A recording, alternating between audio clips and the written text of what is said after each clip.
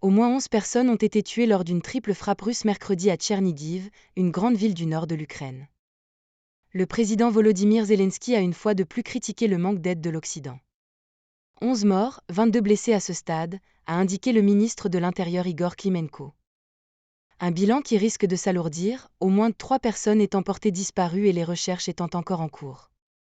Le président Zelensky a estimé lui que l'Ukraine n'avait pas assez de défense aérienne pour empêcher cette attaque, une des plus meurtrières contre cette ville située à une soixantaine de kilomètres de la frontière avec le Bélarus, allié de la Russie, et à une centaine de kilomètres du Kiev.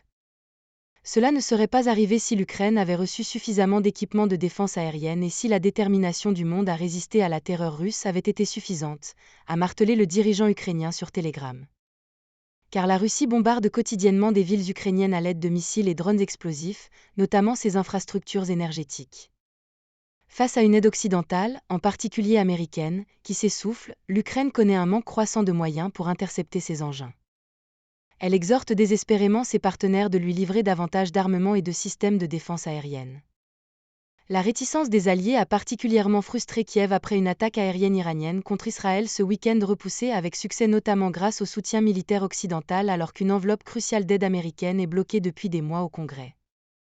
Le président Zelensky a ainsi cité l'exemple d'une grosse centrale thermique près de Kiev, complètement détruite par des missiles russes le 11 avril faute selon lui de munitions pour la défense antiaérienne censée la couvrir. Une base russe attaquée en Crimée. Il y a eu 11 missiles qui volaient. Nous en avons détruit 7. Les 4 restants ont détruit la centrale de Trypillia. Pourquoi ? Parce qu'on avait 0 roquette. Nous étions à court de roquettes pour protéger Trypillia, a-t-il lancé dans une interview publiée mardi.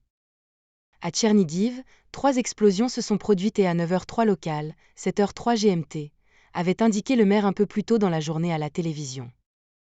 C'était une frappe directe sur un immeuble d'infrastructure sociale. Le ministère de la Santé ukrainien a indiqué qu'un établissement sanitaire avait été endommagé. 6 personnes ont été hospitalisées, a-t-il ajouté sur Telegram.